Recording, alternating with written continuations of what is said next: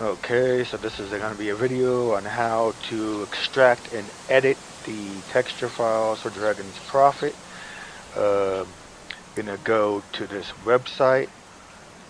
Make sure you pause the video and get this link in the thread that I have posted on adeptgamer.com.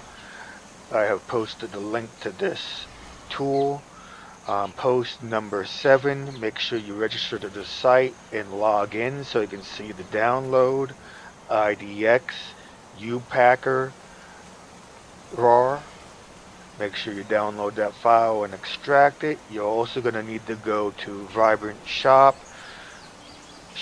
Make sure you pause the video and get that link. Again, I have posted the link on the thread on Adept Gamer that I made.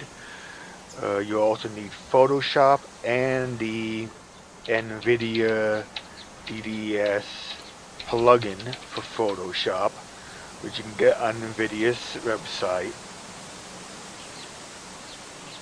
Get the 32 or the 64-bit version depending on what you need. So make sure you get this tool here. That's the action for Photoshop, and this DDX plugin for Photoshop, plus the IDX UPacker. So once you've downloaded that, you're going to go into your downloads folder, extract the RAR, go into the RAR, make sure you have the IDX UPacker.exe and the dplib.dll. Go into your Dragon's Prophet folder under Pack, Files, get the character files, copy them all. What I do is I copy them into the same folder, then you open it, and open, select that, select open, and it'll start unpacking all the files. Then you'll get this folder here, go into Dragon. For the example I'm doing, Skitter, we're going to find the Skitter textures,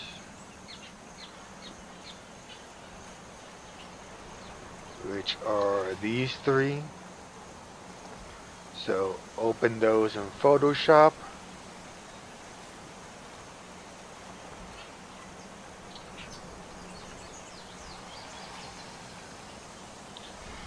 Just click OK. Load using default sizes. OK. So first thing we want to do is Control-Alt-I, resize these to 3072.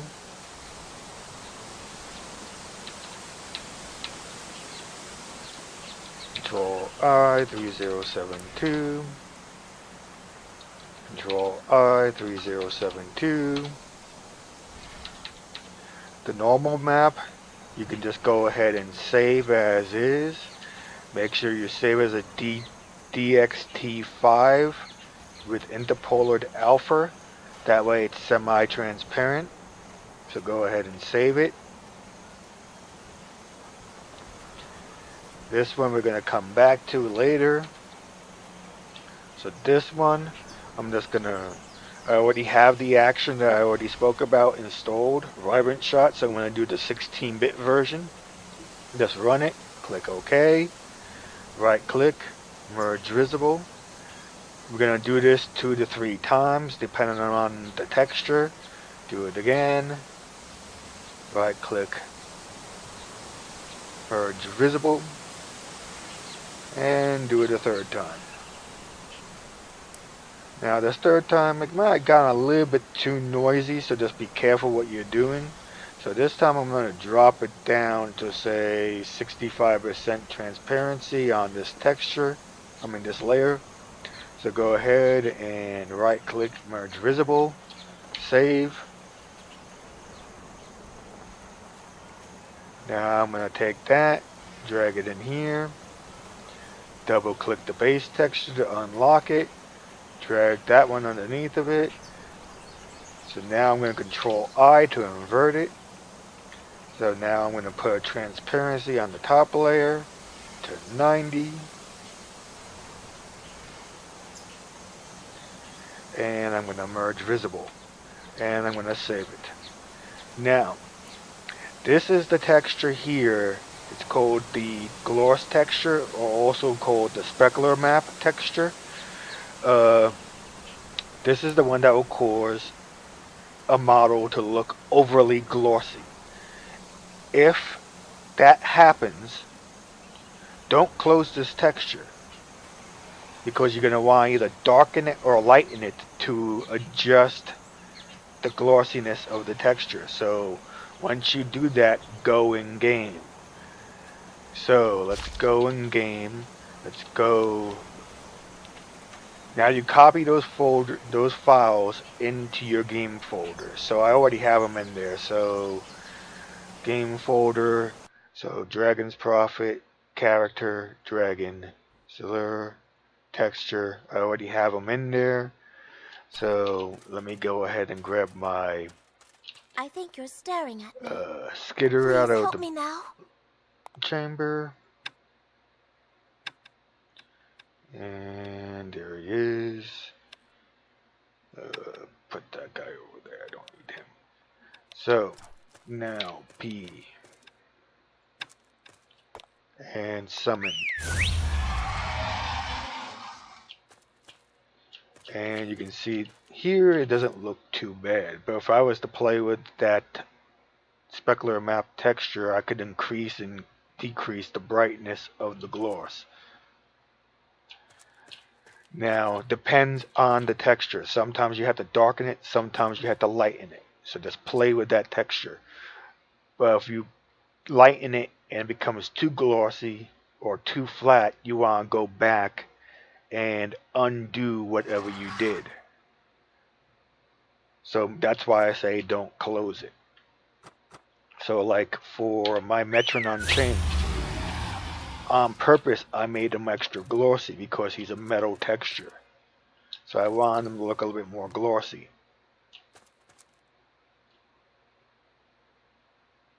But you wouldn't want that on something like Bulge. Bulge, you don't want him too glossy.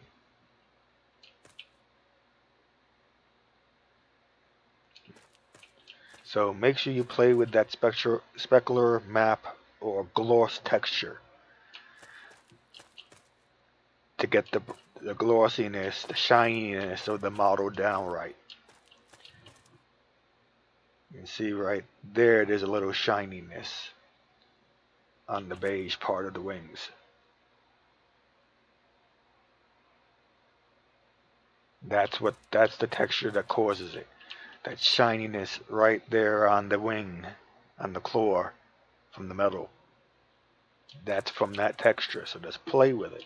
Lighten it, darken it a little bit, play around with it. Okay, that's basically it. So you save the textures, and I wouldn't close this one until you have gotten the glossiness just to your liking. In my case, it came out just about right the first try, so I don't need to play with it. If I did need to play with it, what I would done is Control-U and just either darkened it or lightened it. I would usually do it by like 15 in one direction at a time until you get it to where you like it. And that's it. Now, luckily with Dragon's Prophet, textures load live. You don't have to close the game in order to see the difference. So if I go back and say I rename this, so I'm breaking the path, now the game's not going to find my textures, so I desummon them. And I resummon them.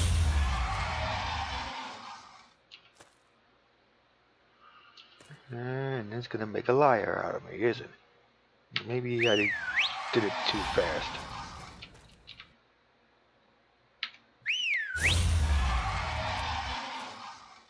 Yeah, there it is. See, old blurry. So now I go back and I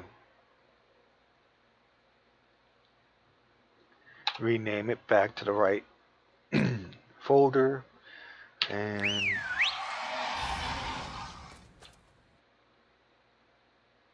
wait a couple of seconds, resummon.